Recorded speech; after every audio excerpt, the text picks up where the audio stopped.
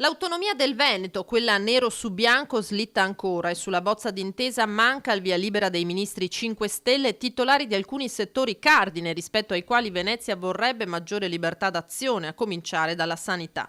Sotto l'albero la Lega e i cittadini non troveranno dunque l'attesa firma del Premier Conte. Dal Carroccio si cerca di guardare più o meno forzatamente il bicchiere mezzo pieno. Il 15 febbraio, data in cui il Presidente del Consiglio dovrebbe sottoscrivere l'accordo, non è così lontana e il governatore Zaia risponde in questo modo quando gli si chiede se il Veneto non sia di fronte all'ennesima presa in giro. Ma decisamente no, visto e considerato che per la prima volta nella storia entra in Consiglio dei Ministri il tema dell'autonomia e viene trattato, e soprattutto c'è una presa di posizione, una dichiarazione del Presidente del Consiglio che dice il 15 febbraio, io entro il 15 febbraio firmerò il provvedimento, per cui sarà sufficiente farci un cerchietto sul 15 febbraio nel calendario e controllare quando arriverà.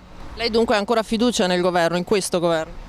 Io ho fiducia assolutamente in questo governo nel momento in cui mi dà date e mi dà certezza per le firme, se non ce le avessi non ce l'avrei. Istruttoria terminata entro il 15 gennaio, firma, come detto, entro i 30 giorni seguenti. Zaia si fa a sua volta garante di un passaggio su cui la Lega si gioca buona parte del suo consenso in Veneto. D'altro canto dice se in Parlamento dovesse mancare la maggioranza sull'autonomia, le conseguenze politiche sarebbero immediate. Io dico che la Costituzione è chiara, firma dell'intesa tra Regione e Governo, la singola Regione, dopodiché va alle Camere e deve essere approvato a maggioranza assoluta. Immagino che se non passasse un provvedimento del genere qualche problema la maggioranza ce l'avrebbe. Ma con una manovra finanziaria che scontenta le categorie economiche e un'autonomia continuamente rinviata, anche tra i cittadini c'è il rischio che cali la fiducia. Io penso che il tempo dovrà essere galantuomo e sarà galantuomo.